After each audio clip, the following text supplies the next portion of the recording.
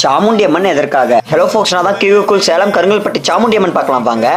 சக்தி அழைப்பு எதற்காகன்னு சொல்லிட்டு தெரியாதவங்க இதுக்கு முன்னாடி போட்ட வீடியோ போய் பார்த்துட்டு வந்துருங்க. சேலம் பிரபாத்துக்குள்ள இருக்க கருங்கல்பட்டியில ஸ்ரீ ராமலிங்க சௌடேஸ்வரம்மன் திருக்கோவில்ல பெருவிழா, அதாவது 5 நாள் பண்டிகை. இந்த வீடியோ கடைசி வரைக்கும் பார்த்தாதான் தெரியும் சாமுண்டி அம்மன் எதுக்காகன்னு சொல்லிட்டு உங்களுக்கு சொல்றேன். முன்னொரு காலத்துல தேவங்க குல மக்களை ரொம்ப தொந்தரவு கொடுத்துட்டு இருந்த சும்பன் விசும்பன் என்ற 2 அரக்கனை அழிக்கிறதுக்கு ஸ்ரீ ராமலிங்க சௌடேஸ்வரி அம்மன் போர் எடுத்து வராங்க. அம்மா கூட போர் எடுத்து வரதுக்கு படைத்தளபதியா கூட யாரு வராங்க பாத்தீங்கன்னா ஸ்ரீ ராமலிங்க சௌடேஸ்வரம்மன் உருவத்திலே இருக்கிற மகாகாளிங்கிறவங்க தான் படைத்தளபதியா வராங்க. இவருக்கு எதிராக இருக்கிற படைத்தளபதி யாருன்னு பாத்தீங்கன்னா சண்டன் முண்டன் சொல்லிட்டு 2 எதிரிகள் இருக்காங்க. எதிரிகள்னு சொல்றதோட அசுரர்கள்னு சொல்லலாம். போர் நடந்த முடிவுல சண்டன் முண்டனை அழிச்சது யாருன்னு பாத்தீங்கன்னா மகாகாளி தான். இதை பார்த்த சௌடேஸ்வரம்மன் ரொம்ப ஆனந்தமாயிட்டு யாராலையும் அழிக்க முடியாத எதிரிய சண்டன் முண்டனை அழிச்சது பாத்தீங்கன்னா மகாகாளின்னு சொல்லிட்டு அவ்வளவு சந்தோஷம். இந்த இடத்துல ஒரு தண்டகம் வரும். சண்டி வேசி மண்டி வேசி அட்கோ ஜெய்கோ மாத்தா. சண்டி வேசி மண்டி வேசி யாருன்னு பாத்தீங்கன்னா சண்டன் முண்டன் அரக்கன்கள் தான். அரக்கர்களை கொன்னதுக்காக சந்தோஷம் அடைஞ்ச சௌடேஸ்வரி அம்மா மகாகாளியை பார்த்துட்டு இன்றையிலிருந்து சாமுண்டி என்று அழைக்கப்படுவான்னு சொல்லிட்டு ஒரு வரம் கொடுக்குறாங்க.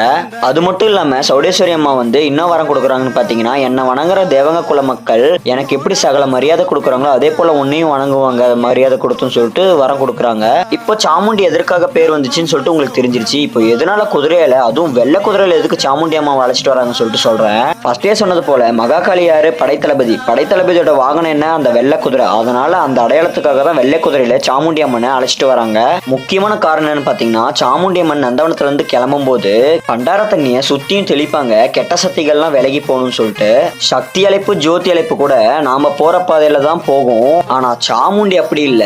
அம்மா எந்த பக்கம் போறாங்களோ அந்த பக்கம் தான் நாங்களும் போகணும். அதுவும் முக்கியமான பாதையில தான் போகும். இன்னொன்னு என்னன்னு கேட்டீங்கன்னா, சாமுண்டி சாமை எங்க நிக்கிறாங்களோ அங்கேதான் நாங்களும் நிக்கணும். சாமுண்டி சாமை நவுந்தாதான் எங்களாலையும் நவுற முடியும். அது அரை நாள் ஆனாலும் சரி, இல்ல 2 நாள் ஆனாலும் சரி.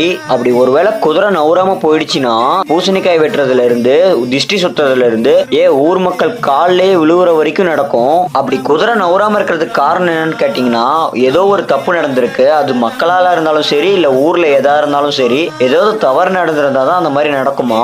இதே போல நிறைய ஊர்ல நடந்திருக்குன்னு சொல்லிட்டு முன்னோர்கள் சொல்றாங்க.